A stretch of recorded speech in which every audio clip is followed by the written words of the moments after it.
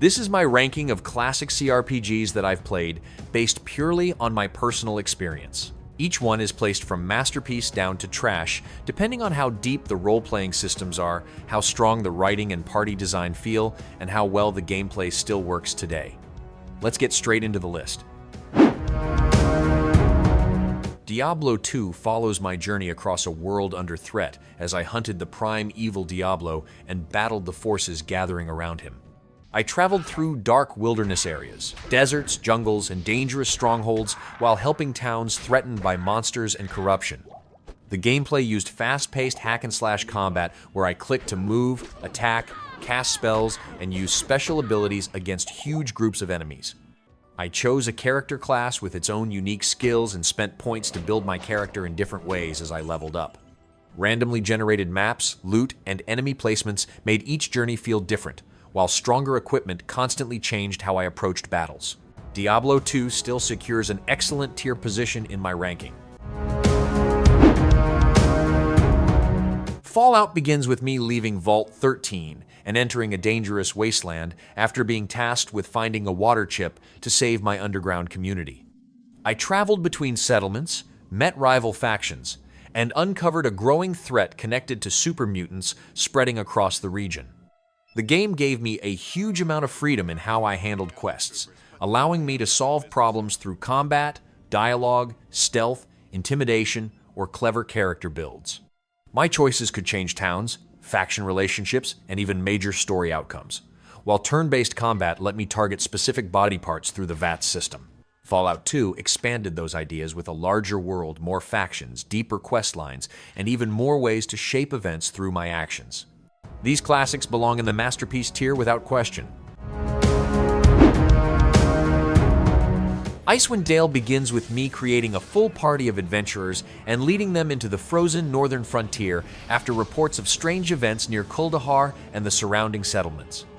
Instead of following a single chosen hero, the story places my entire group at the heart of the adventure.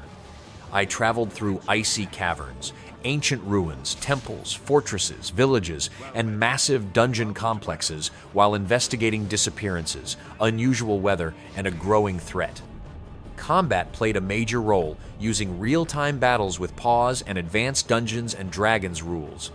I managed classes, spells, equipment, positioning, and party tactics while developing each character across the campaign.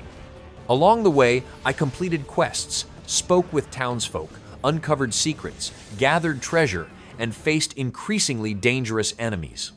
Icewind Dale secures its place within the great tier on this ranking for sure. Neverwinter Nights casts me as an adventurer caught in a growing crisis as a deadly plague spreads through the city of Neverwinter.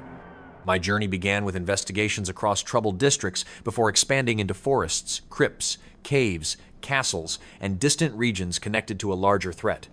Using Dungeons & Dragons 3rd edition rules, I built my character through classes, skills, feats, spells, and equipment that influenced how I approached quests and combat encounters. Battles played out in real time, requiring me to manage abilities, healing, positioning, and companion support against increasingly dangerous enemies.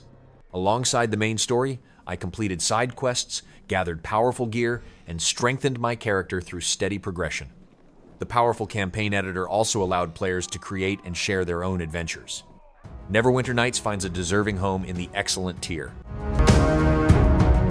Pathfinder Kingmaker places me in the Stolen Lands, where I begin as an adventurer and eventually become the ruler of my own growing kingdom.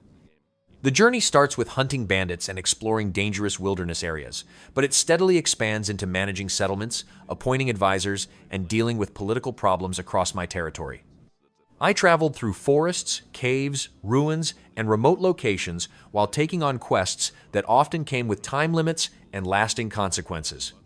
Combat used real-time battles with pause, relying heavily on Pathfinder rules, character builds, party composition, spells, and tactical decisions.